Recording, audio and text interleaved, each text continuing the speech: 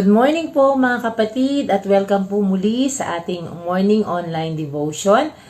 Ito po ang inyong Diakonessa Mary L'Oreal na siyang maghahatid po ng ating devotion ngayong umagang ito. At ang ating pong pagbabatayan ngayong umagang ito ay matatagpuan po sa aklat ng Juan, talata 16.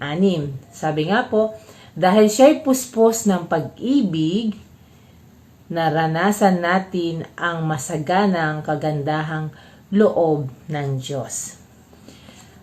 Gaano po ba tayo ka-update sa social media ngayong mga panahon po na ito?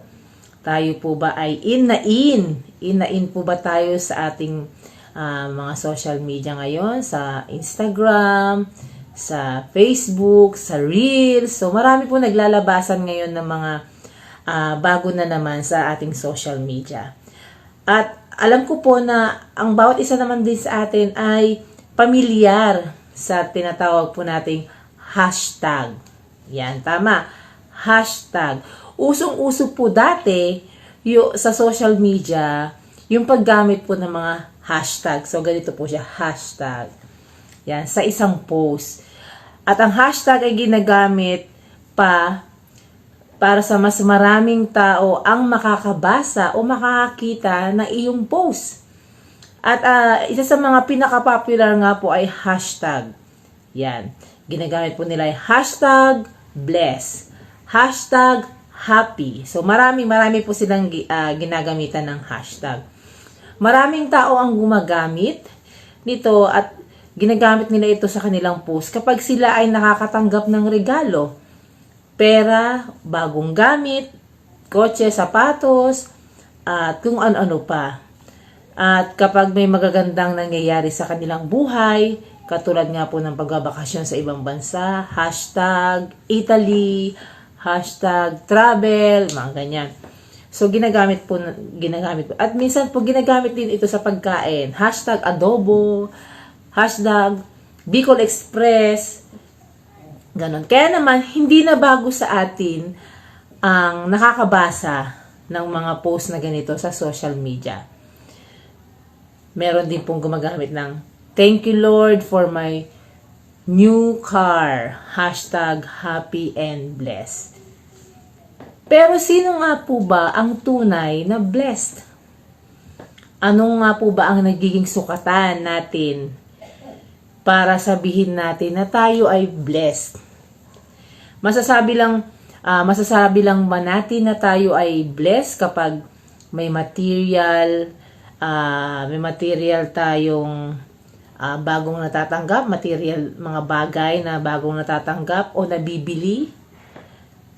At kapag okay na ang lahat ng nangyayari sa ating buhay, doon lang po ba natin sinasabing tayo ay blessed? Ang totoo po ay ang pagiging blessed ay higit pa sa pagkakaroon ng isang material na bagay o yung pag-experience mo o naka-experience ka na isang maganda sa iyong buhay. Kung titignan po natin sa aklat po ng mga Efeso, chapter 1 verse 3, ang sabi po doon ay, ang salitang bless o blessing ay hindi ginamit para tukuyin ang pagkakaroon ng mga material at na bagay tulad ng pera, bahay, kotse at masasarap na pagkain. Ang sabi po doon ni Jesucristo ay purihin ang Diyos at Ama na ating Panginoong Jesucristo. Pinagkalooban niya tayo ng lahat ng pagpapalang espiritual at makalangit dahil sa ating pakikipagkaisa kay Kristo. Ulitin ko po, sabi po dito ay pinagkalooban niya tayo ng lahat ng pagpapalang espiritual at makalangit dahil sa ating pakikipag-isa kay Kristo. Pinagkalooban po pala tayo ng pagpapalang espiritual simula nang tanggapin natin si Jesus. So, ano po yung mga espiritual o yung mga pagkapalang espiritual o mga blessings na natanggap natin. Marami po. Ito yung mga bagay na galing sa ating Panginoon at hindi ito nabibili ng pera. Katulad po ng salvation o ng kaligtasan. Peace, love, joy, healing, faith or pananampalataya, strength, hope, at marami pa pong iba. Ilan lamang po iyan sa tinatawag po natin mga spiritual blessings na galing sa ating Panginoon. At ang good news po, ang sabi po sa Bible, ibinigay na ito sa lahat ng tumanggap kay Hesus Kristo. So sa makatwid po, kung tinanggap mo o tinanggap natin si Jesus sa puso natin o sa buhay natin, kasama mo rin tinanggap ang lahat ng mga pagpapalang ito, yung mga spiritual blessings na tinatawag po natin. So, ang galing po, di ba? Kung titingnan natin, complete package na siya, kumbaga kompleto recados na po siya. Kaya hindi totoong hindi ka blessed, hindi totoong hindi po tayo blessed. Porket wala tayong mga material things o mga material na mga bagay, ay hindi tayo blessed. Tatandaan po natin, you are blessed. You are blessed, kapatid. Si Jesus ang tunay na blessing sa ating buhay. And if we have Jesus, we have everything. If we have Jesus, then we can say we are truly blessed. Amen.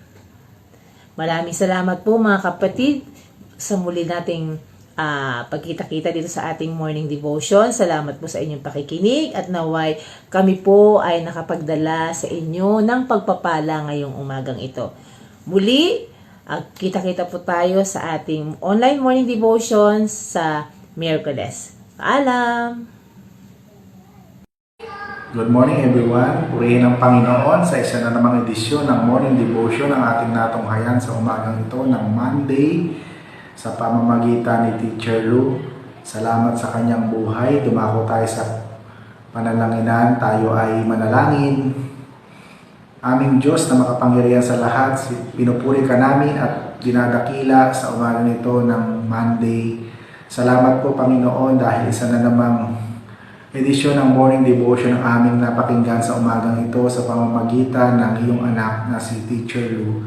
Salamat po Panginoon dahil ito ay patuloy na nagbibigay sa amin ng inspirasyon, ng kalakasan, ng pagkain ng aming spiritual life upang pangunahan kami sa buong araw na ito ng Lunes. Patuloy niyo po kaming samahan, pagpalain at ingatan at sa lahat po ng aming gagawin nawa ay magtagumpay kami. Pinagpipray din namin sa iyo ang paparating na super typhoon. We pray na hindi ito makapinsala ng matindi sa mga lugar na kanyang daraanan. Pinagpipray ko po yung mga lugar na binabaha. Ikaw po ang patuloy na tumulong sa bawat isa sa kanila. Pinagpipray ko rin po sa iyo lahat ng mga nakikinig, nanonood sa mga oras na ito, anuman po ang panalangin ng kanilang puso ay patuloy niyo pong ipagkaloob sa kanila. Ingatan niyo nga po kami sa buong maghapon, pagalingin ang mga may karamdaman at ganoon din po ay pagpalain ang mga anak mo na humihingi ng mga biyaya. Kinikilala namin ikaw ang pinagmumula ng lahat ng mga biyaya. Salamat po dakilang Diyos.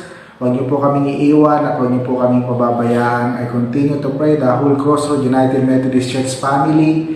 I-bless niyo po sila. Ganon din po ang mga churches na nagkakandak ng ganitong gawain. Maging blessing din po sa iba. At pagpalain niyo po ang lahat ng iyong mga anak na nagre-render ng kanilang morning devotion. Mga pastor, diakonesa, mga laiko na naging instrumento ng iyong mga salita. At ganon din po sa mga multimedia ng bawat iglesia. I-bless nyo po ito at maging matuloy na ipaglingkod ang kanilang buhay ng may kagalakan. Salamat po sa buhay ni kapatid Narana dito po sa CMC family sa patuloy niyang paglilingkod para sa morning devotion sa pagsasaayos ng ng mga inire-render na morning devotions. Muli, ito po ang aming panalangin na punong-puno ng pagtitiwala, pananampalataya at pag-asa sa pangalan ni Jesus na aming Panginoon. Amen. Ayan, natapos na naman tayo sa isa na namang morning devotion para sa umagang ito ng Monday. Papatapos na po ang August at I pray na kayo ay samahan at ingatan ng Panginoon, lalo na po ngayong panahon ng super typhoon. Kung wala naman po kayong mahalagang gagawin, ay manatili na lang po tayo sa ating mga tahanan, manalangin at ipag-pray yung mga lugar na daraanan ng bagyong ito, nawa hindi ito maging mapaminsala, lalo na po nalalapit na po ang panahon ng anihan. Sana po maaari na po yung mga palay para hindi po magpatuloy ang pagtaas ng presyo ng rice, lalo na po sa ating bansa. So mula po dito sa Crossroad United Methodist Church Family, binabati ko po kayong lahat, lalo na po yung mga nakikinig, walang sawang sumusuporta, nagtatag, nag-share ng ating morning devotion. Pagpalain po kayo ng Panginoon. So hanggang sa muli, ito po ang inyong lingkod, Pastor Moses, na nagsasabing mabuti ang Diyos noon, ngayon at magpasawalang hanggan. God bless everyone. Paalam!